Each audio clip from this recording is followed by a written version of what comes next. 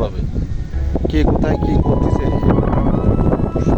তাড়াতাড়ি তারা দেখে শনাক্ত করে সেই আসামিকে ধরার জন্য তারা চলে যেতে পারবে।